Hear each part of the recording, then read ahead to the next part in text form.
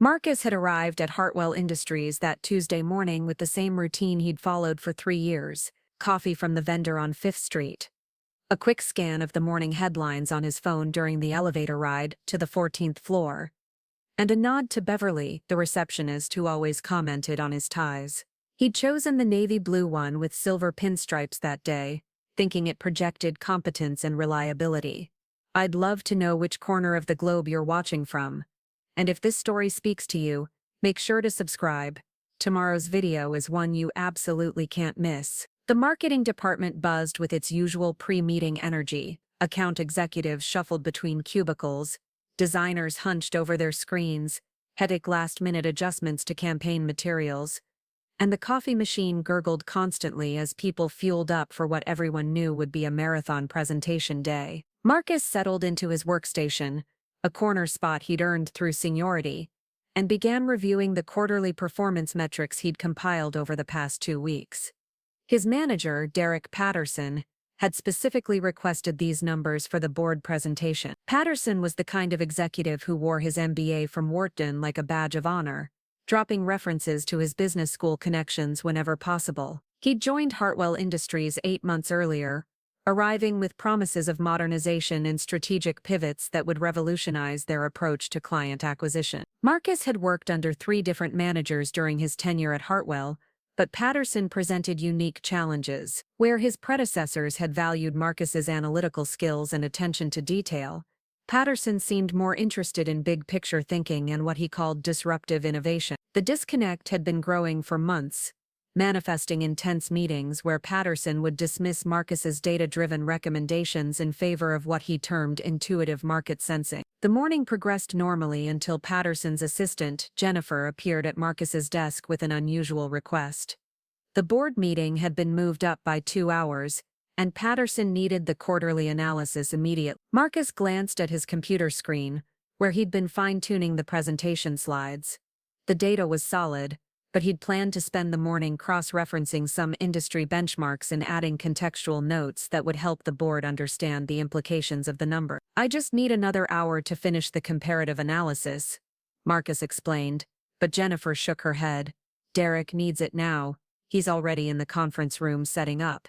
Marcus saved his work and printed the presentation, though something felt off about the urgency. In 3 years, he'd never seen Patterson this anxious about a board meeting. The man typically approached such events with supreme confidence, often spending the morning before a presentation chatting with colleagues about his weekend golf games or his latest investment portfolio move. The presentation went exactly as Marcus had feared.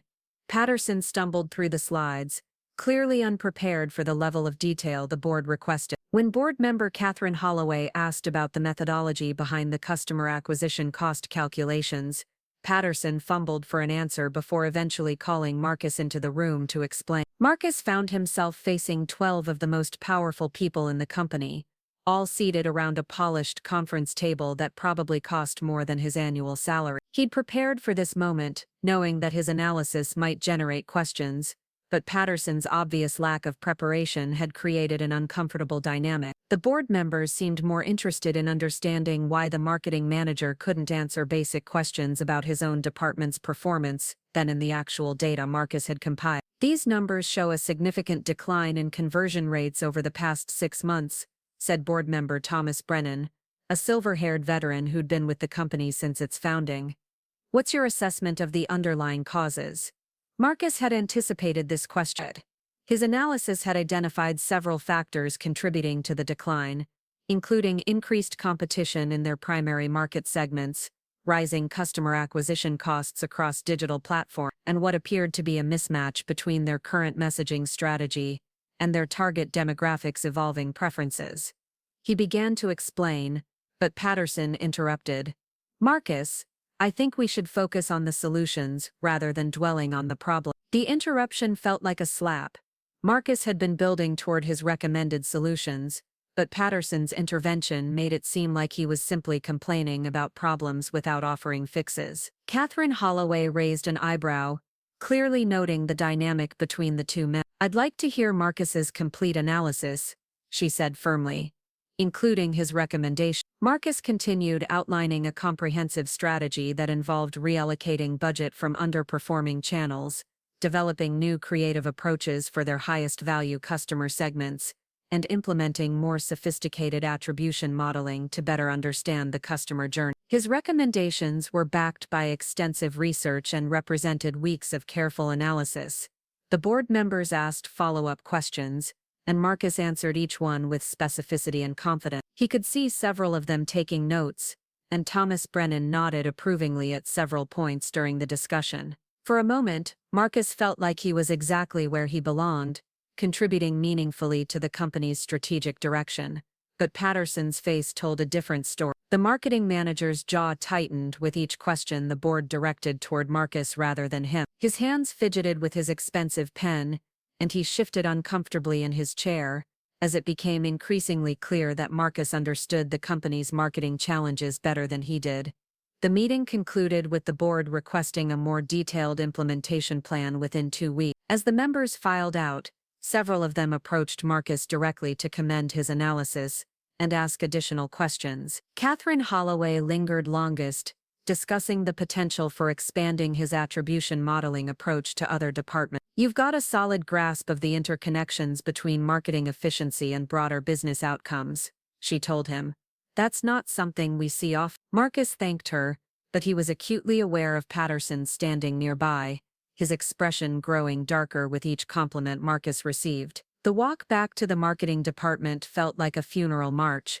Patterson didn't speak to him for the rest of the day. Marcus tried to focus on developing the implementation plan the board had requested, but the tension was palpable. Other department members seemed to sense the shift in dynamics, and conversations quieted when Marcus approached. The next morning brought an email from Human Resources, requesting a meeting with Marcus at 10 o'clock. The message was brief and offered no explanation for the request. Marcus had never been called to HR for anything beyond routine paperwork, and the timing felt ominous given yesterday's board presentation. Sarah Mitchell from HR greeted him with a professional smile that didn't reach her eye. She was flanked by Patterson and someone Marcus didn't recognize, a stern-looking woman in her 50s, who introduced herself as Linda Walsh from corporate legal. "Marcus, we need to discuss some concerns that have been raised about your performance and conduct," Sarah began, sliding a folder across the table. Marcus opened the folder to find a formal disciplinary notice citing insubordination during client presentations and failure to follow departmental protocol. His heart sank as he read the allegations, each one a distorted version of his professional interactions with Patterson over the past few months. "I don't understand," Marcus said, looking up from the documents. "These incidents are being mischaracterized. The board presentation yesterday went well, and I followed all proper protocols." Patterson leaned forward, his voice taking on a tone of wounded authority. "Marcus, your behavior yesterday was completely inappropriate. Contradicting your supervisor in front of the board, presenting unauthorized analysis, and undermining departmental strategy are serious violations of company policy."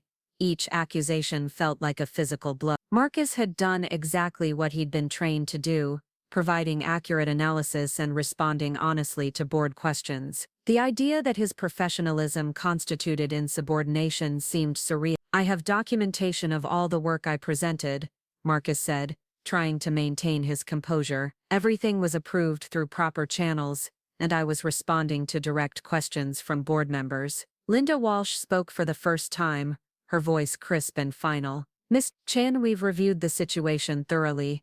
The company has decided to terminate your employment, effective immediately."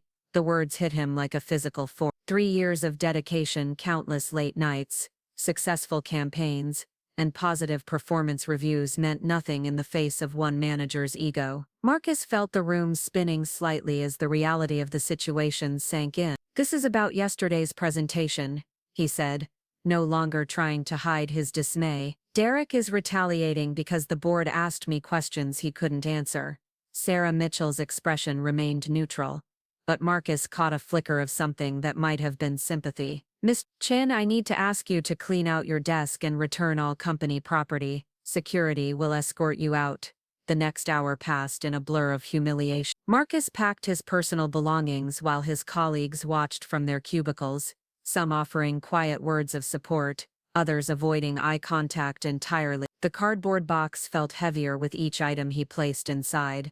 The coffee mug his sister had given him when he got the job, the small desk plant he'd somehow kept alive for 2 years, the framed photo of his parents at his college graduation. Beverly, the receptionist, couldn't meet his eyes as he passed her desk. The elevator ride to the lobby felt endless, with the security guard standing silently beside him. Marcus had always imagined that if he ever left Hartwell Industries, it would be for a better opportunity, perhaps a management position at a competitor, or a chance to start his own consulting firm. The lobby was crowded with employees returning from lunch, clients waiting for appointments, and delivery personnel moving packages. Marcus walked through the familiar space, now feeling like an outsider, his cardboard box marking him as someone who no longer belonged. He was halfway to the exit when Patterson's voice boomed across the marble atrium.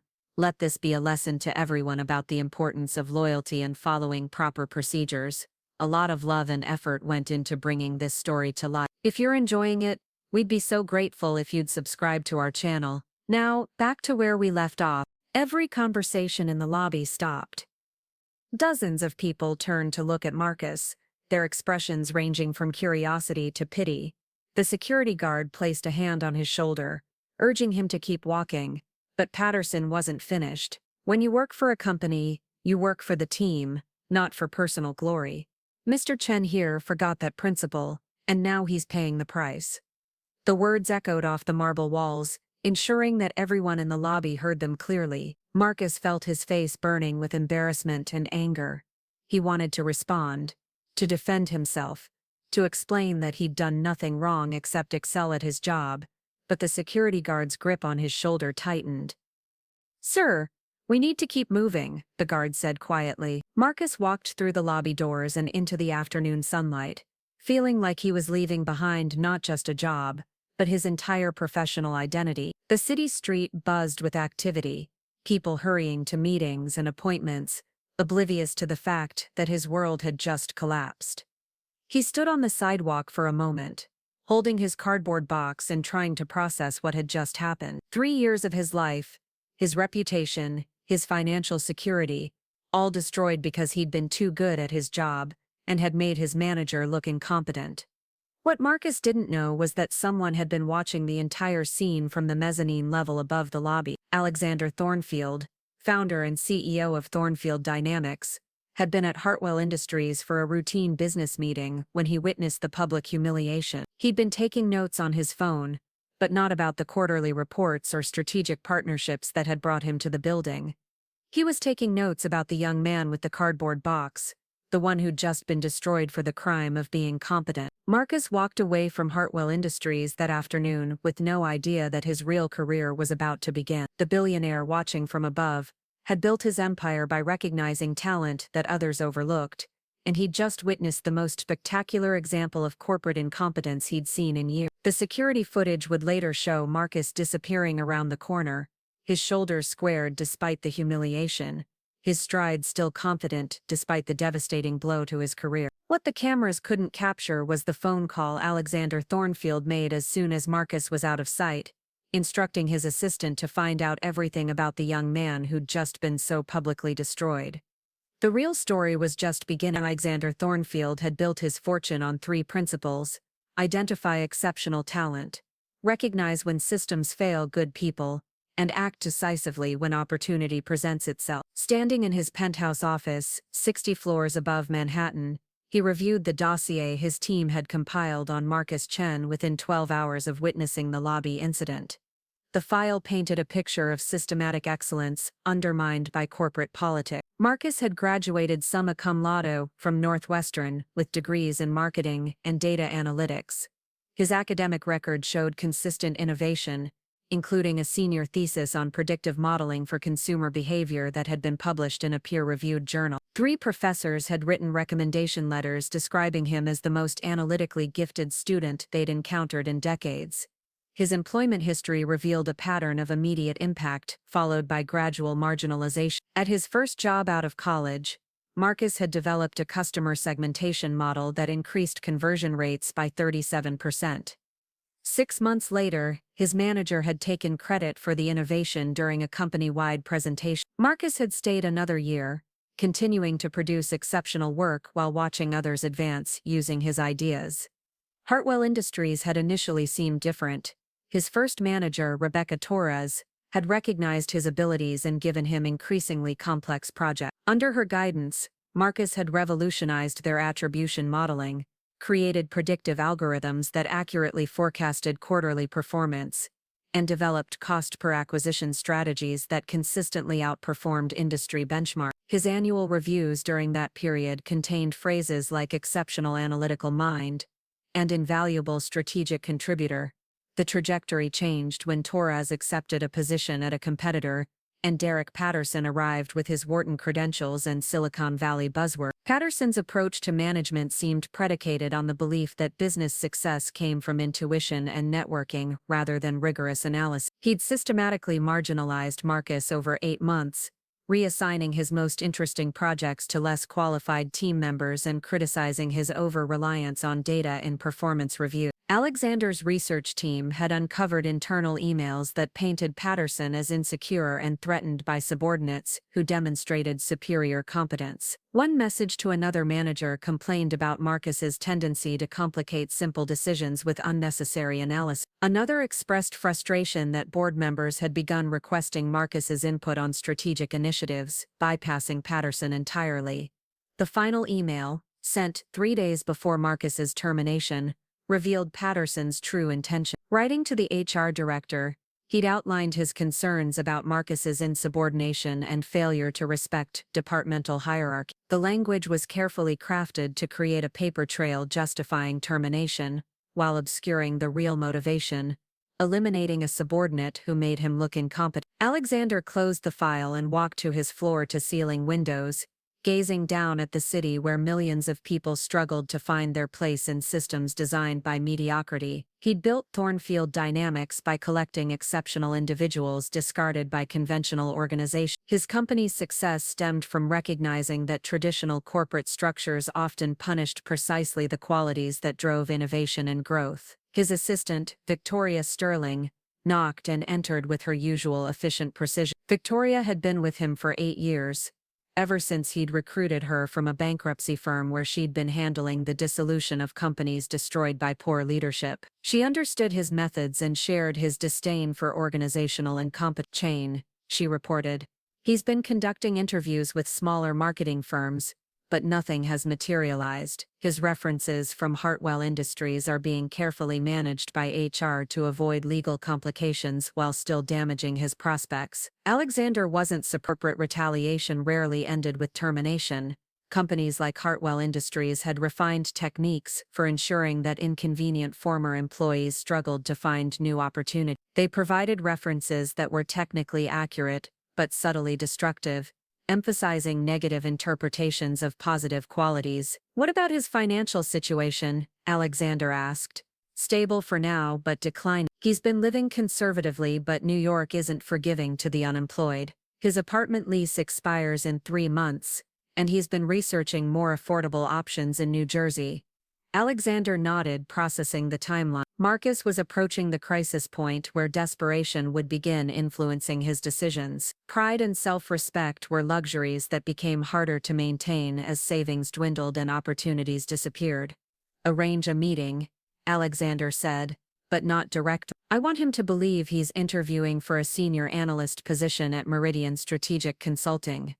Victoria raised an eyebrow. Meridian was one of Thornfield Dynamics' subsidiary companies, technically independent but wholly owned by Alexander's conglomerate. It served as a testing ground for potential acquisitions and a recruitment pipeline for exceptional talent. What's the timeline? She asked. Tomorrow afternoon. I want to meet him while he's still sharp and confident, before unemployment begins eroding his self-worth. Victoria made notes on her tablet. Should I prepare standard interview materials? No. I want to test his analytical capabilities under pressure, give him a real problem to solve, something that will demonstrate whether his reputation is deserved or manufactured. Alexander had developed his own methods for evaluating talent, Traditional interviews revealed little about how someone performed under genuine pressure or whether they could maintain excellence when faced with complex, ambiguous challenges. He preferred presenting candidates with actual business problems that required immediate solutions. "I'll prepare the Peterson Industries case study," Victoria said. "It's complex enough to challenge him without being impossible."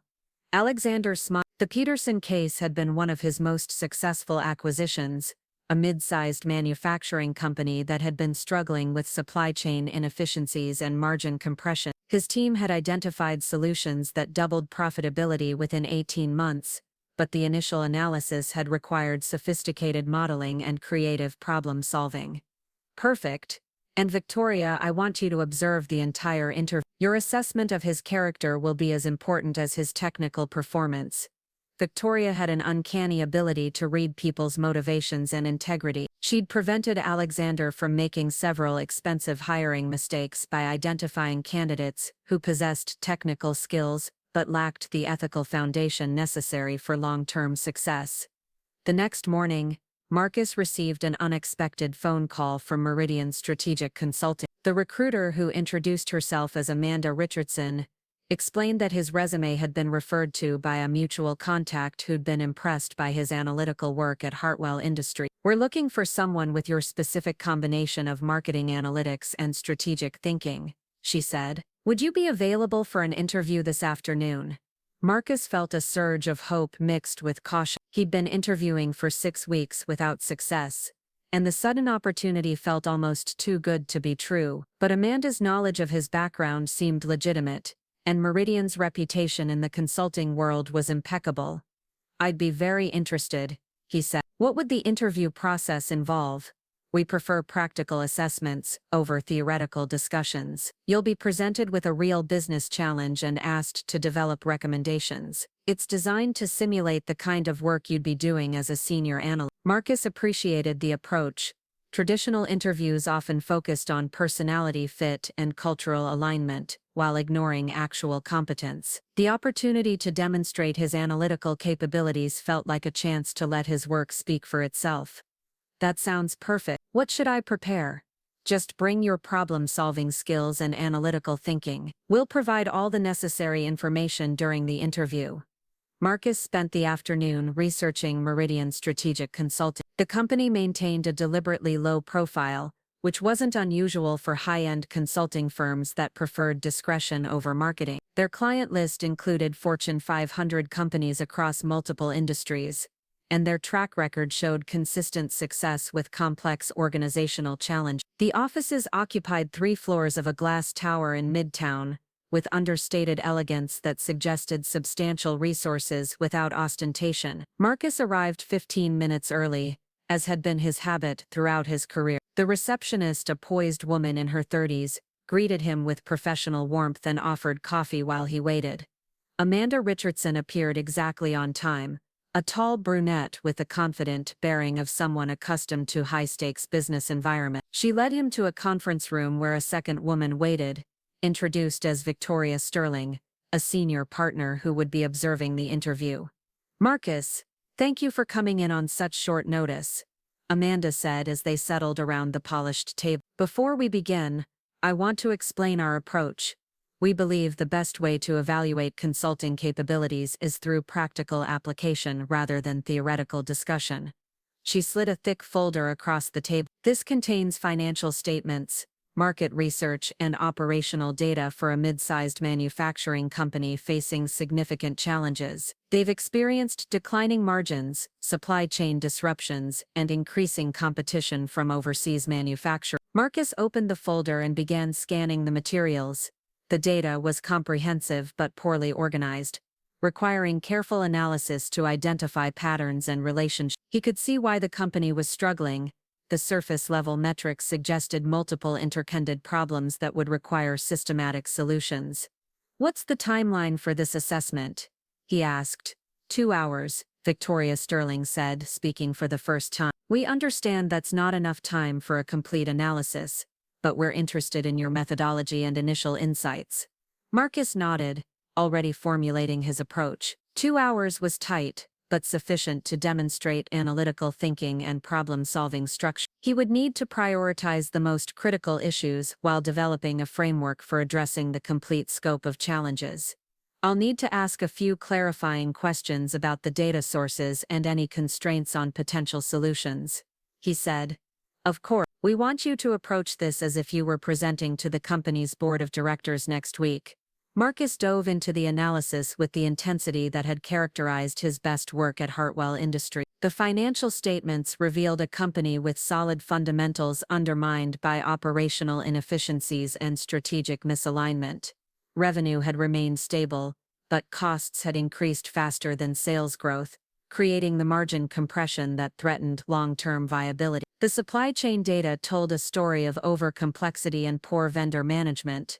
The company was working with too many suppliers, had insufficient inventory visibility, and lacked the negotiating power that came from strategic partnerships. Their procurement processes seemed reactive rather than strategic, resulting in higher costs and increased vulnerability to disruptions.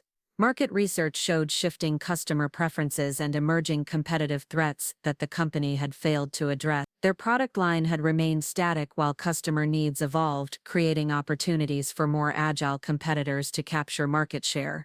Marcus began developing recommendations that addressed both immediate problems and long-term strategic positioning. He identified opportunities for cost reduction that wouldn't compromise quality, suggested supply chain consolidation strategies that would improve efficiency while reducing risk, and outlined product development initiatives that would better align with market demand. The work felt familiar and energizing. For the first time in months, Marcus was engaged in the kind of complex problem-solving that had drawn him to analytics in the first place. The challenge was substantial but manageable, requiring exactly the combination of technical skills and strategic thinking that he'd developed over his career. As the 2-hour deadline approached, Marcus organized his findings into a presentation structure that would be clear and actionable for executive decision-makers. He'd identified 3 primary areas for improvement, quantified the potential impact of his recommendations, and developed implementation timelines that balanced urgency with operational reality. Time, Amanda announced. Marcus looked up from his notes, surprised by how quickly the session had passed.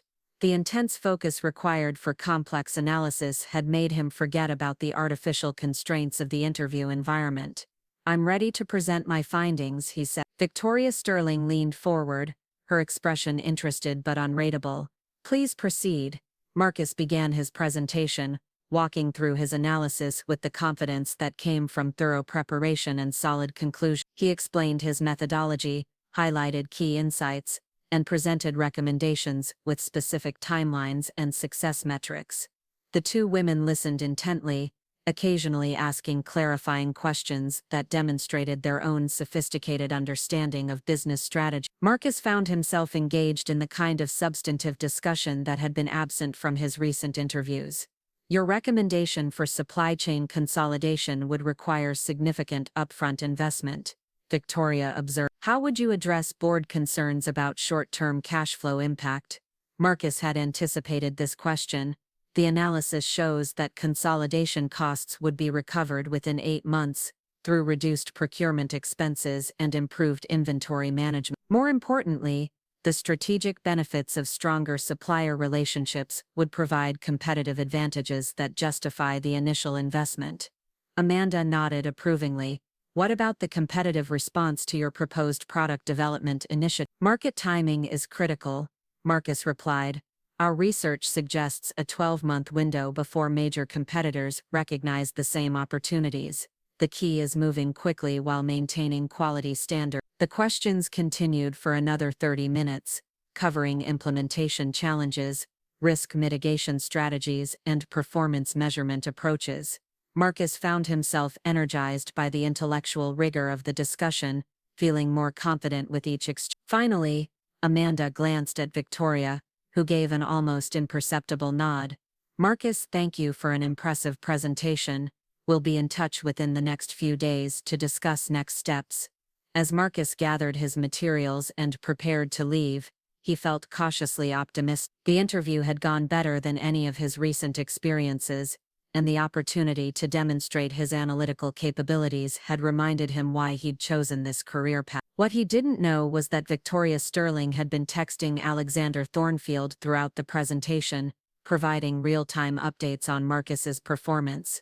Her final message was succinct: exceptional, hire immediately. The real game was just beginning. Marcus spent the weekend cautiously optimistic about the Meridian interview, but experience had taught him to manage expectations.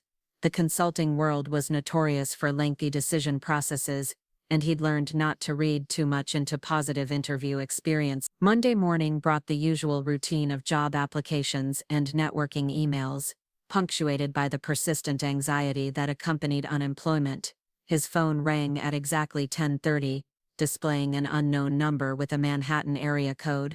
Marcus Chen speaking. Miss Chen, this is Victoria Sterling, from Meridian Strategic Consulting. Do you have a moment to discuss your interview? Marcus felt his pulse quicken. Victoria's tone was professional but carried an undertone he couldn't quite identify. Of course, I'm available to talk. Excellent. I have some questions about your availability and compensation expectations. But first, I need to clarify something about the nature of the opportunity we discussed. The statement puzzled Marcus. During Friday's interview, they'd outlined the senior analyst position in detail, including responsibilities, reporting structure, and growth potential. What required clarification? I'm not sure I understand, he said. Mr. Chen, I need to be direct with you. The interview process wasn't entirely what it appeared to be. Meridian Strategic Consulting is a subsidiary of Thornfield Dynamics, and our CEO, Alexander Thornfield, has been following your situation since your departure from Hartwell Industries. Marcus felt the ground shift beneath him. Alexander Thornfield was a legendary figure in the business world, known for building companies through strategic acquisitions and developing overlooked talent into industry leaders. The idea that he'd been watching Marcus seemed impossible. I don't understand how Miss Thornfield would even know about my situation, Marcus said carefully. He witnessed your termination at Hartwell Industries. He was there for a business meeting and observed the entire incident in the lobby. Your public humiliation, as he described it, prompted him to investigate your background and professional capabilities. The revelation hit Marcus like a physical blow. The most embarrassing moment of his professional life had been witnessed by one of the most successful businessmen in America. His cheeks burned as he recalled Patterson's voice echoing through the marble lobby, announcing his failures for everyone to hear. Mr. Chen, are you still there? Yes, I'm here. I'm just processing this information. I understand. This is highly unusual even for Mr. Thornfield. He's built his reputation on identifying exceptional talent that's been overlooked or mismanaged by traditional organizations. Your situation at Hartwell Industries represents exactly the kind of systemic failure that interests him. Marcus walked to his apartment window, looking out at the city where his career had just taken an unexpected turn. The idea that his professional disaster had caught the attention of a billionaire seemed surreal, but Victoria's tone suggested she was entirely serious. What exactly is Mr. Thornfield proposing? He asked. He'd like to meet with you personally to discuss opportunities within the Thornfield Dynamics organization, not as a consultant, but as a direct employee with significant strategic responsibilities. The offer was beyond anything Marcus had imagined. Thornfield Dynamics was known for developing high-potential executives into industry leaders, offering resources and growth opportunities that traditional companies couldn't match. Working directly for Alexander Thornfield would represent a career transformation that most professionals could only dream about. When would this meeting take place? Marcus asked. This afternoon, if you're available. Mr. Thornfield is leaving for Europe tomorrow morning, and he prefers to handle important decisions quickly. Marcus glanced at his calendar, which contained nothing but job search activities and networking calls. I'm available. Where would we meet? His private office at Thornfield Dynamics. The address is 432 Park Avenue, 61st floor. Security will be expecting you at 3 o'clock. After ending the call, Marcus sat in his kitchen trying to process what had just occurred. 6 weeks ago, He'd been a mid-level marketing analyst at a respectable but unremarkable company. Now he was preparing to meet with one of the most influential executives in America, apparently because his professional humiliation had demonstrated his value rather than destroying it. He spent the next 3 hours researching everything he could find about Alexander Thornfield and his business philosophy. The man had built his fortune by acquiring undervalued companies and transforming them through strategic innovation and exceptional leadership development. His track record included dozens of successful turnarounds and several industry-changing innovations. More importantly, Thornfield had a reputation for recognizing talent that others missed. His senior executive team included former outcasts, overlooked performers, and brilliant individuals who'd been marginalized by conventional organizations. Stories circulated about his ability to identify potential in people who'd been written off by traditional corporate structure. The Thornfield Dynamics building occupied a prime location in Midtown Manhattan, its glass facade reflecting the afternoon sun as Marcus approached. The lobby was tastefully appointed with modern art and comfortable seating areas, suggesting success without ostentation. The security desk staff treated him with professional courtesy, clearly expecting his arrival. The elevator ride to the 61st floor felt endless. Marcus had worn his best suit, the same navy blue ensemble he'd chosen for important presentations at Hartwell Industries. The irony wasn't lost on him that he was wearing the same outfit that had witnessed his professional destruction and now might witness its resurrection. Floor-to-ceiling windows offered panoramic views of Manhattan, while carefully curated artwork and comfortable furniture created an atmosphere of quiet authority. The space felt more like a sophisticated private club than a traditional corporate office. Victoria Sterling greeted him with the same professional warmth she'd shown during the interview. "Mr. Chen, thank you for coming on such short notice. Mr. Thornfield is reviewing some materials in his office, but he'll be with you shortly." Marcus settled into a leather chair that probably cost more than his monthly rent, trying to calm his nerves and organize his thoughts. Meeting with Alexander Thornfield required a different approach than traditional job interviews. This wasn't about convincing someone to hire him. It was about understanding what role he might play in a much larger strategic vision. "Mr. Chen," a deep voice interrupted his thought. Marcus turned to see Alexander Thornfield approaching, a tall man in his 50s with silver hair and the confident bearing of someone accustomed to making decisions that affected thousands of lives. His handshake was firm, his smile genuine, and his eyes held the sharp intelligence that had built a business empire. "Mr. Thornfield, thank you for this opportunity. I'm still processing how this meeting came about. Please, call me Alexander, and don't worry about the circumstance. I've built my career on recognizing exceptional situations, and your experience at Hartwell Industries was certainly exceptional." They walked into his private office, a spacious room with a commanding view of Central Park. Alexander gestured toward a sitting area with comfortable chairs arranged around a low table, creating an atmosphere more conducive to conversation than formal presentation. "Before we discuss opportunities, I want to understand your perspective on what happened at Hartwell Industries. Not the official version, but your honest assessment of the situation." Marcus had prepared for this question, but Alexander's direct approach caught him off guard. Most executives would have approached the topic more diplomatically, but Alexander seemed genuinely interested in understanding the dynamics that had led to his termination. "I think I became a threat to my manager's authority," Marcus said carefully. Derek Patterson was hired to modernize the marketing department, but he seemed more interested in political maneuvering than strategic improvement.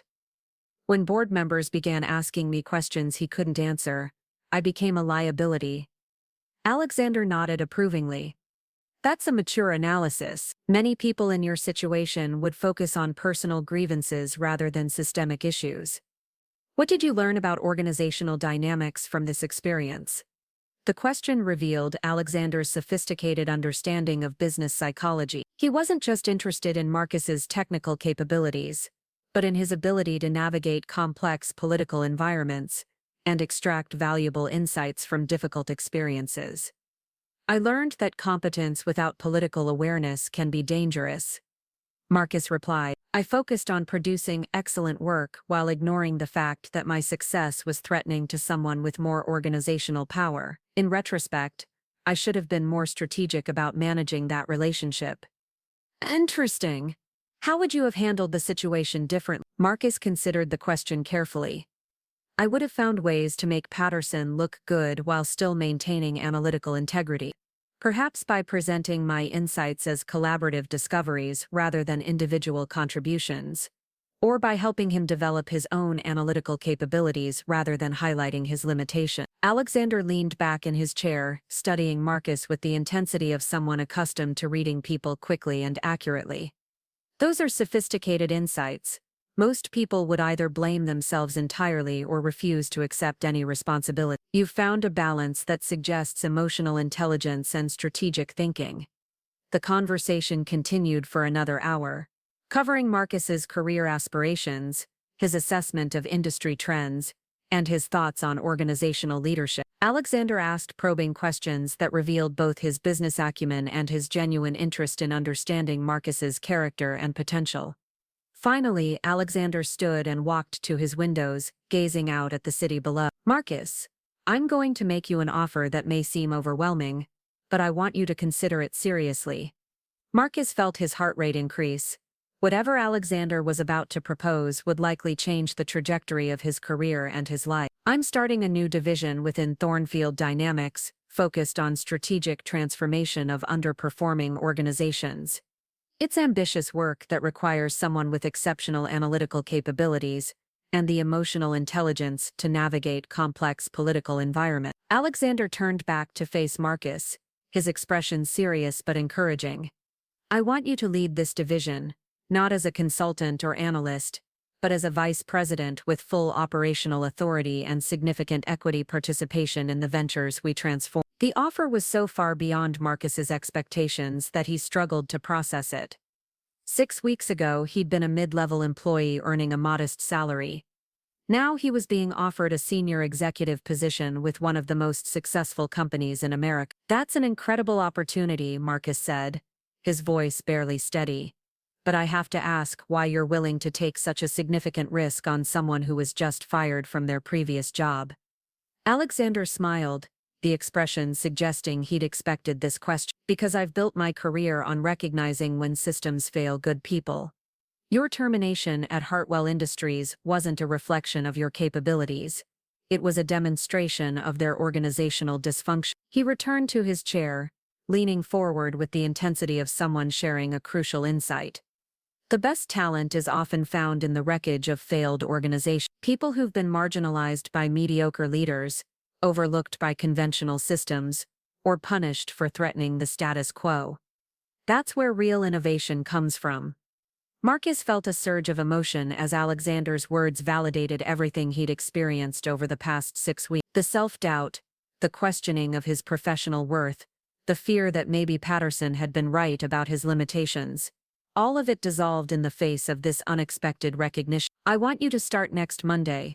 We'll handle all the administrative details, including relocation assistance if you need it, benefits enrollment, and equity documentation. Victoria will coordinate everything. Alexander stood, extending his hand. Marcus, I believe you have the potential to become one of the most influential executives in corporate transformation. This opportunity will give you the resources and authority to prove it. As they shook hands, Marcus felt the weight of 6 weeks of uncertainty lifting from his shoulder. The public humiliation that had seemed like the end of his career had actually been the beginning of something far more significant. I accept, he said, his voice stronger than it had been in months. Excellent. Welcome to Thornfield Dynamics. I think you're going to find this much more interesting than anything you experienced at Hartwell Industries. As Marcus left the building that afternoon, he couldn't help but smile at the irony. Derek Patterson's petty revenge had inadvertently launched him into a career opportunity that would have been impossible to achieve through conventional paths. The man who'd tried to destroy him had actually opened the door to unprecedented success. But Marcus had no idea that Alexander Thornfield's plans extended far beyond offering him a new job. The billionaire had been developing a comprehensive strategy for months, one that would transform Marcus's career, while simultaneously destroying the people who'd wronged him. The real game hadn't even begun. Marcus's first week at Thornfield Dynamics felt like stepping into a parallel universe where competence was rewarded rather than punished. His corner office on the 58th floor came equipped with state-of-the-art technology, access to proprietary databases worth millions of dollars, and a team of 5 senior analysts who'd been handpicked from top consulting firms and investment. The Strategic Transformation Division existed in a space between traditional consulting and private equity, identifying companies with hidden potential and implementing comprehensive changes that unlocked exponential value. Marcus's role involved more than analysis. He was responsible for architecting complete organizational overhauls that could transform struggling businesses into industry leaders.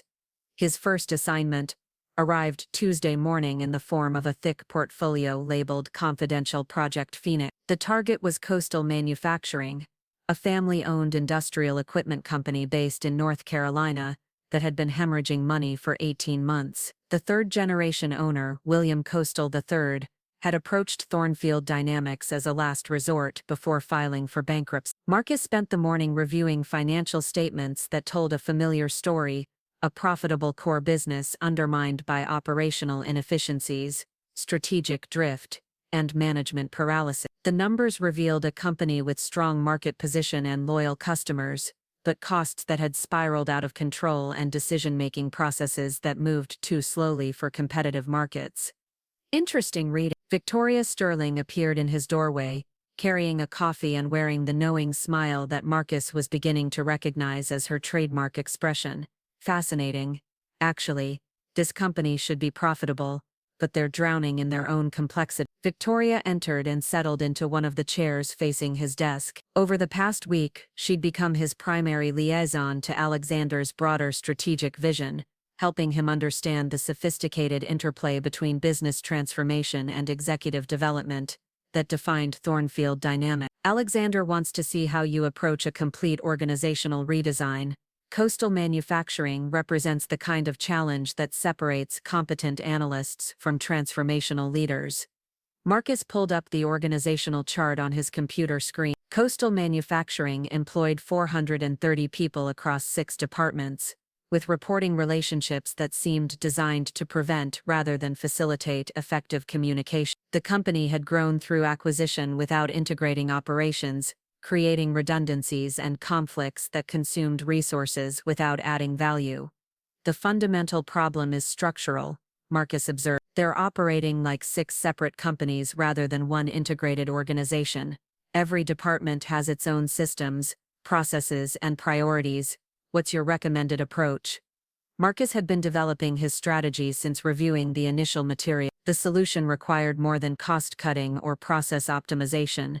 It demanded a complete reimagining of how the company operated and competed. Phase 1 involves consolidating overlapping functions and establishing unified systems for inventory management, customer relations, and financial reporting. Phase 2 restructures the organization around customer segments rather than product lines, creating accountability for complete customer experiences rather than isolated transactions. Victoria nodded approvingly. And Phase 3, the company's decision-making processes reflect a family business mentality that worked when they were smaller but creates bottlenecks now. William Coastal III needs to transition from hands-on operator to strategic leader, empowering department heads to make operational decisions within clearly defined parameters. Ambitious timeline. Marcus had calculated implementation schedules based on similar transformations he'd researched. 12 months for complete implementation, with measurable improvements visible within 90 days. The key is sequencing changes to maintain operational continuity while building momentum for larger structural shifts. Victoria stood, gathering her materials. Excellent. Alexander wants your complete transformation plan by Friday, including financial projections, implementation timelines, and change management strategies. As she reached the door, Victoria paused. Marcus, Alexander has been particularly impressed with your analytical depth and strategic thinking. This project could establish your reputation within the organization and the broader business community. After Victoria left, Marcus immersed himself in developing the comprehensive plan that would either validate Alexander's confidence or expose the limitations of his capability. The work felt familiar yet elevated, requiring the same analytical rigor he'd applied at Hartwell Industries, but with vastly greater scope and strategic importance. By Thursday afternoon, Marcus had assembled a transformation plan that addressed every aspect of Coastal Manufacturing's operation. His financial projections showed the potential for doubling profitability within 18 months, through operational improvements and strategic repositioning. The implementation timeline balanced urgency with practical constraints, recognizing that organizational change required careful coordination to avoid disrupting customer relationships. Friday morning brought his first formal presentation to Alexander and the Thornfield Dynamics executive team. The conference room filled with senior leaders whose collective experience spanned multiple industries and decades of successful transformations. Marcus felt the familiar pre-presentation adrenaline, but without the anxiety that had characterized his interactions at Hartwell Industries. Coastal Manufacturing represents a classic case of structural dysfunction masquerading as market challenges. Marcus began, launching into his analysis with the confidence that came from thorough preparation. His presentation covered market dynamics, competitive positioning, operational inefficiencies, and strategic opportunities. He outlined specific interventions for each phase of the transformation, quantified expected outcomes, and addressed potential risks with detailed mitigation strategy. The questions that followed demonstrated the sophisticated business understanding of his audience. Executive Vice President Jennifer Walsh challenged his assumptions about market demand volatility. Chief Financial Officer Robert Kim questioned the feasibility of his projected cost reduction. Strategy Director Sarah Chen explored the cultural change management implications of his structural recommendations. Marcus answered each question with specificity and supporting data, drawing on his research and analysis to address concerns while defending his core recommendation. The discussion evolved into a collaborative exploration of implementation alternatives and optimization opportunities. The financial projections assume successful execution of all three phases, observed Robert Kim. What's your confidence level in achieving those outcomes? Marcus had prepared for this question by analyzing comparable transformations and identifying key success factors. 85% confidence for Phase 1 outcomes, which focus on operational improvements, with clear metrics and established best practices. 70% for Phase 2, which requires more complex organizational changes. 60% for complete cultural transformation, which depends on leadership commitment and employee engagement, that's harder to predict. Alexander had remained silent throughout the presentation, taking occasional notes, but allowing his team to conduct the detailed examination. Finally he spoke. Marcus, your analysis demonstrates exceptional depth and strategic sophistication. The implementation plan is comprehensive and realistic. I'm approving the project with full resource allocation. The approval felt like vindication of everything Marcus had worked toward throughout his career. At Hartwell Industries, his strategic recommendations had been filtered through Patterson's insecurity and corporate politics. Here his ideas would be implemented with the full backing of one of the most successful organizations in American business. There's one additional element I want to discuss, Alexander continued. Coastal Manufacturing's board includes 2 members who serve on multiple other boards, creating opportunities for expanding our transformation services to additional companies. Your success with this project could generate significant business development opportunities. The implication was clear: exceptional performance would lead to expanded responsibilities and accelerated career advance. Marcus understood that Alexander was offering him the chance to build a reputation that extended far beyond Thornfield Dynamics. Monday morning brought Marcus's first trip to North Carolina to meet with Coastal Manufacturing's leadership team. The flight gave him time to review personnel files and organizational charts, identifying key individuals who would be crucial to successful implementation. William Coastal III met him at the company's headquarters, a sprawling complex of manufacturing facilities and office buildings that had grown organically over 5 decades. The owner was a man in his early 60s who carried himself with the quiet dignity of someone who'd inherited significant responsibility and worked hard to honor his family's legacy. Mr. Chen, I appreciate Thornfield Dynamics taking on our situation. I'll be honest with you, we're running out of options. Marcus spent the morning touring the facilities, observing operations, and talking with employees at every level of the organization. The conversations revealed a workforce that understood the company's challenges and wanted to contribute to solutions, but felt frustrated by communication barriers and unclear priority. The manufacturing processes were efficient and the product quality was excellent, confirming Marcus's analysis that the core business remained sound despite financial struggles. The problems were systemic rather than fundamental, suggesting that well-designed interventions could produce dramatic improvement. His presentation to the leadership team that afternoon focused on building consensus around the transformation vision while addressing concerns about change management and employee impact. Marcus had learned from his experience at Hartwell Industries that successful implementation required buy-in from key stakeholders, not just approval from senior leadership. The changes we're proposing will initially create uncertainty and require everyone to learn new processes, Marcus acknowledged, but the alternative is continued decline and eventual bankruptcy. We can manage change proactively or let market forces impose change reactively. The discussion that followed revealed the depth of dysfunction that plagued the organization. Department heads described conflicting priorities, duplicated efforts, and communication breakdowns that consumed time and resources without adding value. The problems Marcus had identified through financial analysis were confirmed by the lived experiences of the people trying to make the organization function. Over the following weeks, Marcus split his time between New York and North Carolina, working with Coastal Manufacturing's team to implement the first phase of organizational change. The work required diplomacy, analytical rigor, and change management skills that challenged every aspect of his professional development. The results exceeded his projection. Within 60 days, operational improvements had reduced costs by 12% while improving delivery times and customer satisfaction score. Department consolidation eliminated redundancies and improved communication, creating momentum for the more ambitious structural changes planned for Phase 2. Alexander visited the North Carolina facility 6 weeks into the implementation, conducting his own assessment of progress and employee morale. His tour included conversations with frontline workers, department managers, and senior executives, gathering perspectives that would inform his evaluation of Marcus's performance. Impressive work, Alexander told Marcus as they reviewed progress metrics in William Coastal's office. The financial improvements are ahead of schedule, and employee engagement scores have increased significantly.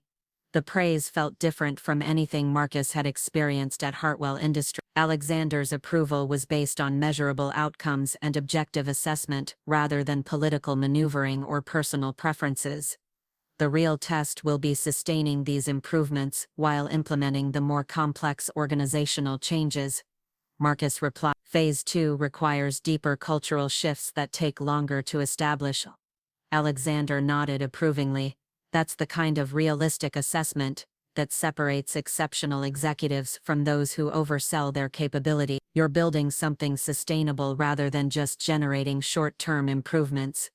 As they flew back to New York that evening, Alexander outlined his broader vision for the Strategic Transformation Division and Marcus's role in its development. The Coastal Manufacturing project was just the beginning of an ambitious expansion that would establish Thornfield Dynamics as the premier transformation consultancy for mid-market companies.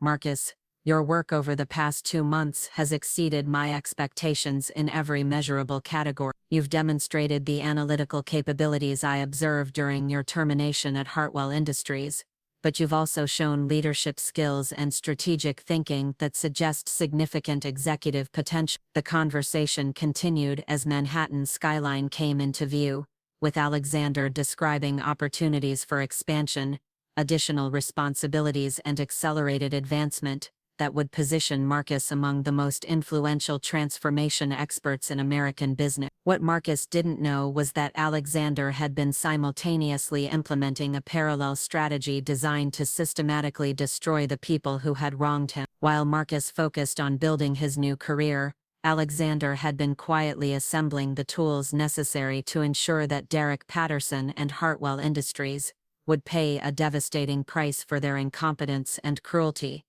The transformation was accelerating on multiple fronts. 6 months after joining Thornfield Dynamics, Marcus had transformed from an unemployed analyst into one of the most sought-after transformation executives in corporate America. His success with coastal manufacturing had generated inquiries from dozens of companies seeking similar organizational overhauls. Industry publications featured his innovative approaches to change management, and business schools invited him to speak about strategic transformation methodology. The Strategic Transformation Division now employed 43 people across 3 offices, with a client waiting list that extended 8 months into the future. Marcus's reputation had grown beyond Thornfield Dynamics, establishing him as a thought leader whose insights commanded premium fees and widespread respect. What he didn't realize was that Alexander Thornfield had been orchestrating a much larger game, one that would soon converge on the people who had tried to destroy Marcus's career.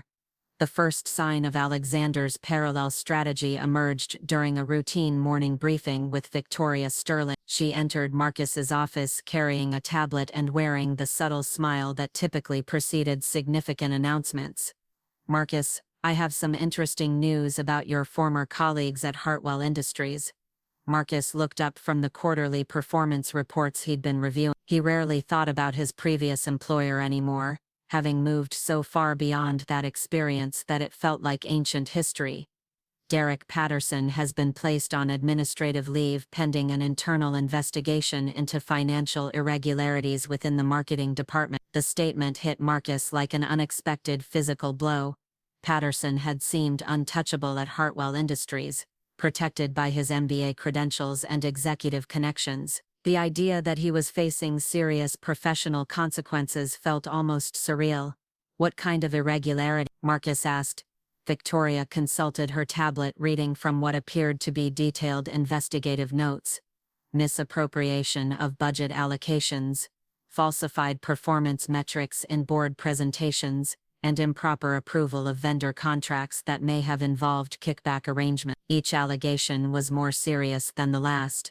The charges suggested systematic corruption rather than simple incompetence, the kind of misconduct that could result in criminal prosecution rather than just employment termination. "How did this investigation begin?" Marcus asked, though he suspected he already knew the answer. An anonymous whistleblower provided Hartwell's board with extensive documentation, including email communications, financial records, and recorded conversations, that demonstrated a pattern of unethical behavior spanning Patterson's entire tenure. Marcus felt a complex mixture of vindication and unease. Patterson's downfall seemed like poetic justice for the humiliation and career damage he'd inflicted, but the timing and thoroughness of the investigation suggested external coordination rather than internal discovery. "Victoria, this seems like an extraordinary coincidence, given my history with Patterson."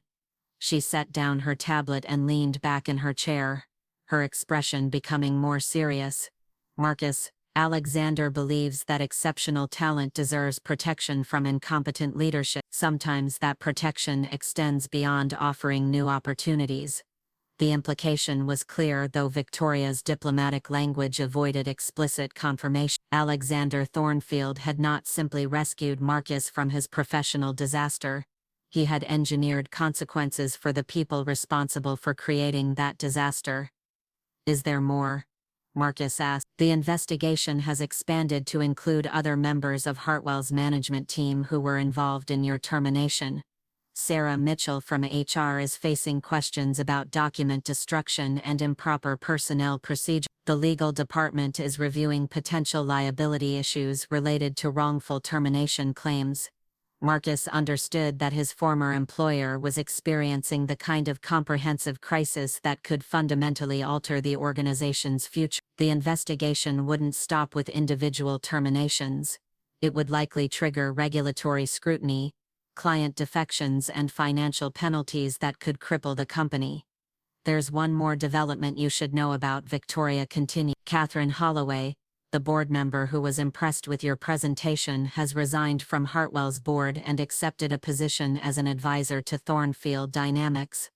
The addition of Catherine Holloway to Alexander's organization represented more than just executive recruitment. She brought insider knowledge of Hartwell Industries' operations, client relationships, and strategic vulnerabilities that could be leveraged for competitive advantage. Alexander would like to see you this afternoon to discuss how these developments might affect your work and your career trajectory.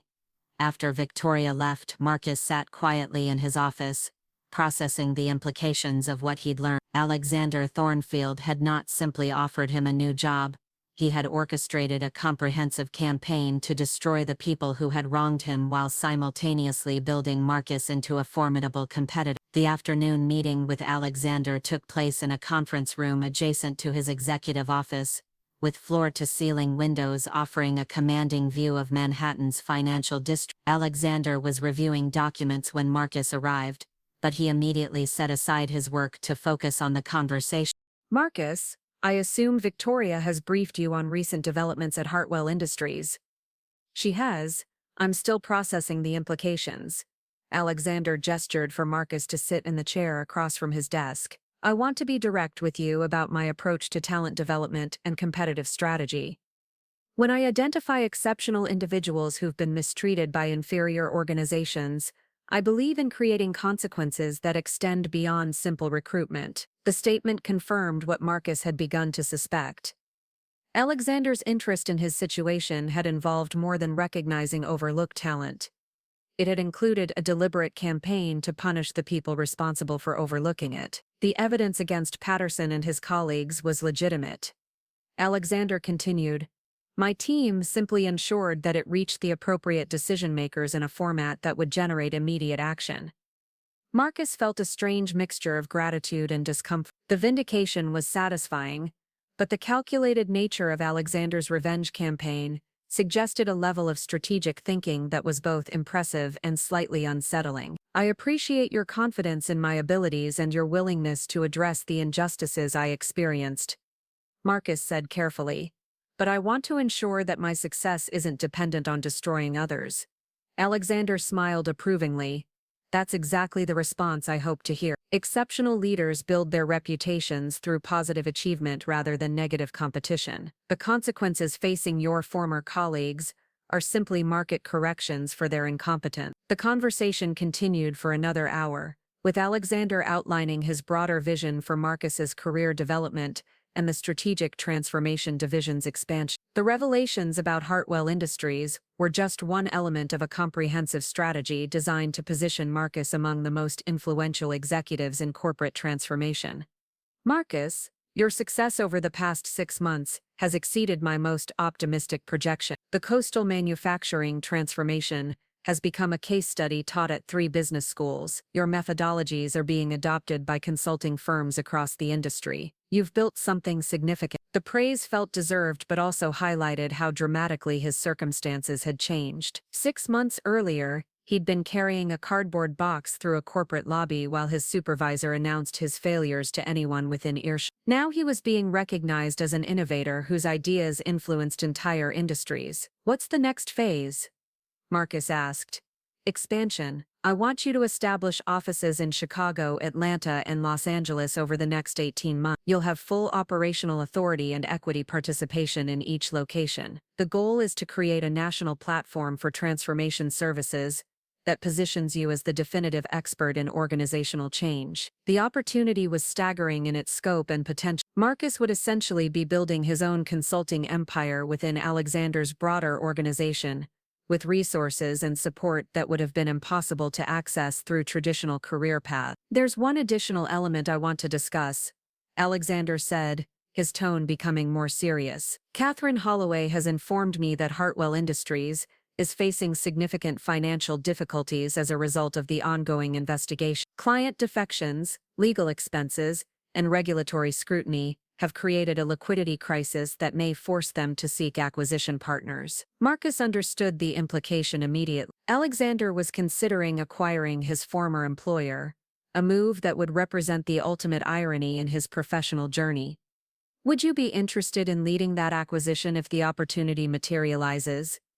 The question was loaded with symbolic significance. Marcus would be returning to the company that had humiliated him, but as the executive responsible for determining its future rather than a disposable employee subject to political whim. It would be poetic justice, Marcus replied, but I'd want to ensure that any acquisition served legitimate business purposes rather than just personal satisfaction. Hartwell Industries has valuable client relationships and market position that could complement our existing services. The acquisition would make strategic sense regardless of our personal history with the organization. Over the following weeks, Marcus threw himself into expansion planning while monitoring developments at his former employer. The investigation had expanded beyond individual misconduct to encompass systematic corporate governance failures that threatened the company's fundamental viability. Derek Patterson had been terminated and was facing potential criminal charges related to contract fraud and embezzlement. Sarah Mitchell had resigned under pressure, and several other managers had been demoted or transferred to less critical positions. The marketing department that Marcus had once called home was being completely restructured under new leadership.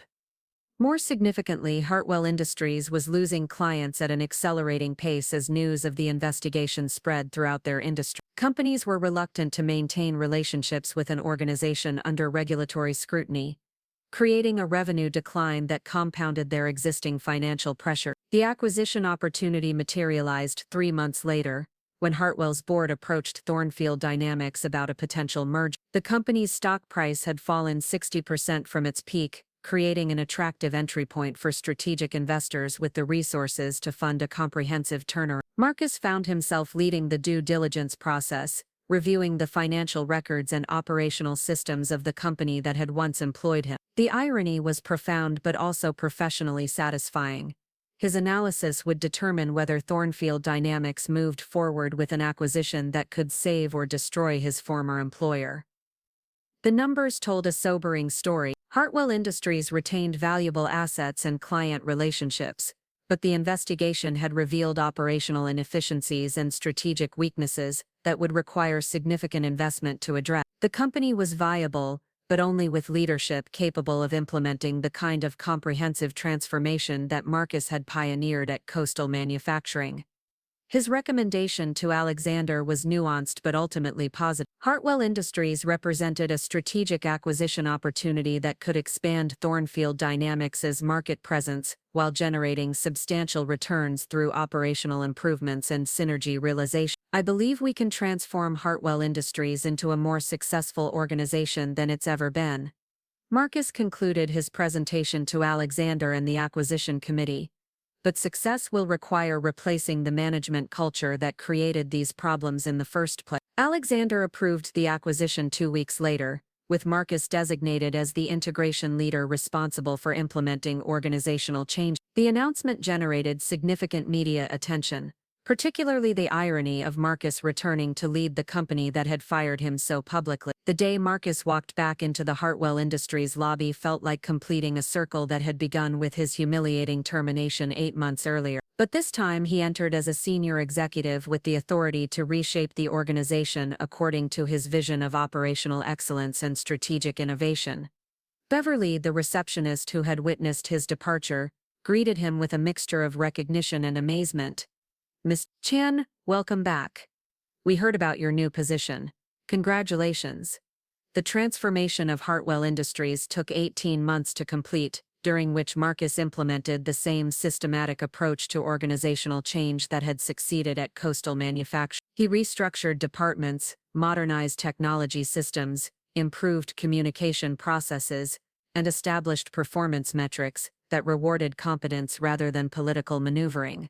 The results exceeded even Alexander's optimistic projection. Within 2 years, Hartwell Industries had become one of the most efficient and profitable organizations in their industry, with client satisfaction scores and employee engagement metrics that ranked among the best in corporate America. Marcus's reputation as a transformation expert reached legendary status, with his Hartwell Industries turnaround becoming the defining case study for organizational change management. He was featured on magazine covers, invited to speak at major conferences, and consulted by executives from Fortune 500 companies seeking similar transformations. Derek Patterson, meanwhile, had been convicted of fraud and sentenced to 3 years in federal prison. His MBA from Wharton and his expensive suits couldn't protect him from the consequences of his incompetence and corruption. The man who had tried to destroy Marcus's career had ultimately destroyed his own through greed and poor judgment. But the most satisfying moment came during Marcus's first board presentation as CEO of the transformed Hartwell Industries. Standing in the same conference room where Patterson had once humiliated him, Marcus outlined the company's strategic vision and growth projections to a board that now included Catherine Holloway and other executives who recognized his exceptional capability. The presentation concluded with a standing ovation, but Marcus's greatest satisfaction came from knowing that his success was built on merit rather than politics, competence rather than connections, and genuine value creation rather than corporate manipulation. As he looked out at the transformed organization he now led, Marcus reflected on the journey that had brought him from public humiliation to unprecedented success. Alexander Thornfield had given him more than a job. He had provided the platform and resources necessary to prove that exceptional talent could overcome any obstacle when properly supported and strategically positioned. The man who had been destroyed for being too competent had become the most successful transformation executive of his generation. The company that had fired him in public had become his greatest professional triumph. Derek Patterson and his colleagues had truly never recovered from the consequences of their incompetence and cruelty. But Marcus Chun had transformed those consequences into the foundation for a career that exceeded his wildest ambitions. The game was over, and Marcus had won completely. Looking for more? We've got 2 amazing stories ready for you right on screen. If this one touched you, these are absolutely worth your time. Click to watch them now, and hey, subscribe and hit that bell to never miss our latest upload.